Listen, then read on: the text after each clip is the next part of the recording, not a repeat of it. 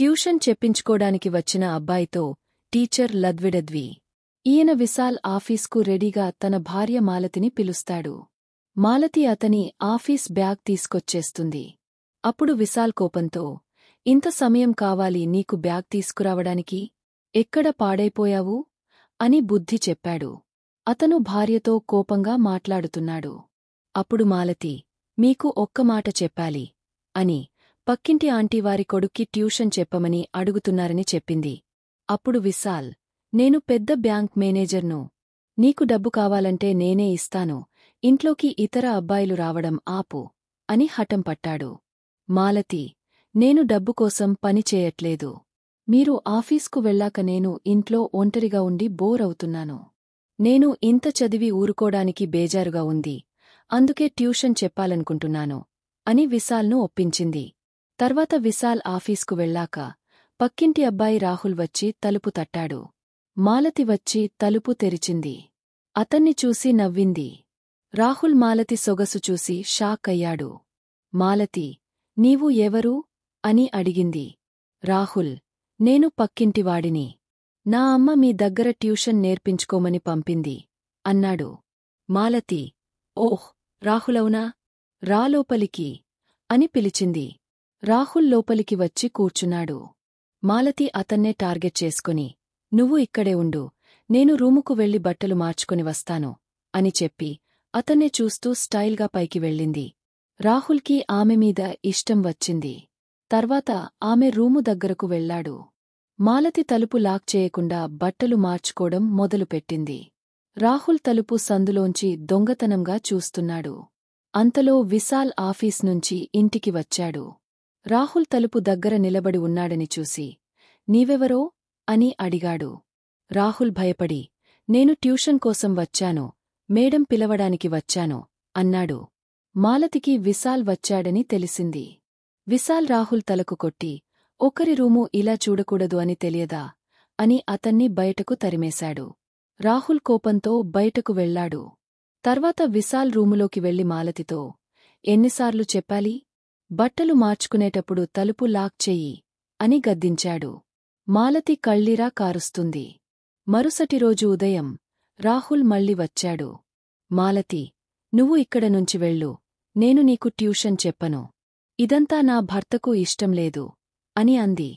రాహుల్, నాకు నీ భర్తని ఇష్టం లేదు, నువ్వంటే చాలా ఇష్టం అన్నాడు.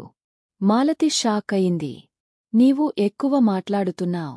ఇదే లాస్ట్, ఇక్కడికి మళ్ళీ రావద్దు అని గట్టిగా చెప్పింది. రాహుల్, మేడం, మీరు అబద్ధం చెబుతున్నారు. మీకు మీ భర్తని ఇష్టం లేదు, నిజం చెప్పండి. నేనంటే మీకు ఇష్టం లేదా? అని అడిగాడు. మాలతి ఏమీ మాట్లాడక మౌనం వహించింది. రాహుల్ ఆమె చేయి పట్టుకుని, మిమ్మల్ని చాలా ఇష్టపడుతున్నాను అన్నాడు. మాలతి, నా భర్త నాతో ఎప్పుడూ ప్రేమగా మాట్లాడలేదు. నువ్వైతే నా ప్రేమను అర్థం చేసుకున్నావ్ అంది. రాహుల్, ఇక మీ జీవితంలో నేను ఉన్నాను.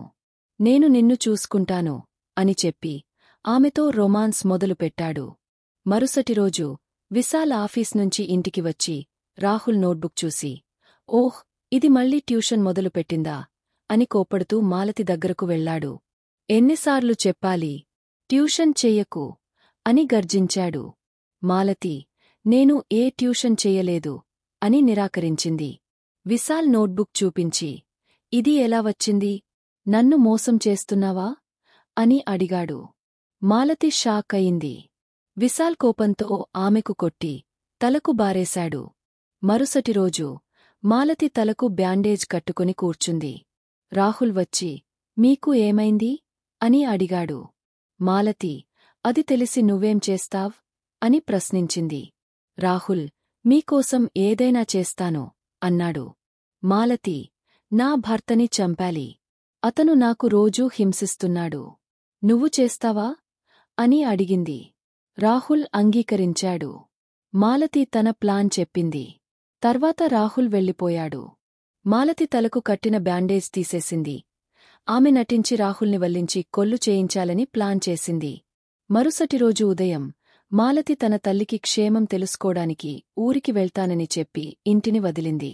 ఆ రాత్రి రాహుల్ ముసుగు పెట్టుకుని ఇంటికి వచ్చి నిద్రలో ఉన్న విశాల్ని కత్తితో చంపేశాడు. అప్పుడు మాలతి వచ్చింది. రాహుల్, నువ్వు ఎందుకు ఇంత త్వరగా వచ్చావ్? చూడు, నీ భర్త కథ ముగించేశాను అన్నాడు. మాలతి పోలీసులకు కాల్ చేసింది. రాహుల్కి షాక్ అయ్యాడు. మాలతి ఏడుస్తూ ఇన్స్పెక్టర్కి, ఈ అబ్బాయి చాలా రోజులనుంచి నా వెంటబడ్డాడు. నేను ఊరికి వెళ్ళినప్పుడు అతను నా భర్తని చంపేశాడు అని ఫిర్యాదు చేసింది. రాహుల్, ఇన్స్పెక్టర్, ఈమె అబద్ధం చెబుతోంది. ఈమె నన్ను వల్లించి ఈ కొల్లు చేయించింది అని అరిచాడు. మాలతి నటిస్తూ, నాకు ఇతను ఎవరో కూడా తెలియదు. ఇతన్ని అరెస్ట్ చెయ్యండి అంది. పోలీసులు రాహుల్ని లాక్కెళ్లారు. మాలతి తన లవర్కు కాల్ చేసి, మనం అనుకున్న పని అయిపోయింది. ఇప్పుడు మన దారికి ఎవరూ అడ్డం లేరు. ఈ ఆస్తిలో మనమే హ్యాపీగా ఉందాం అని నవ్వింది. కథ ఇక్కడ ముగిసింది.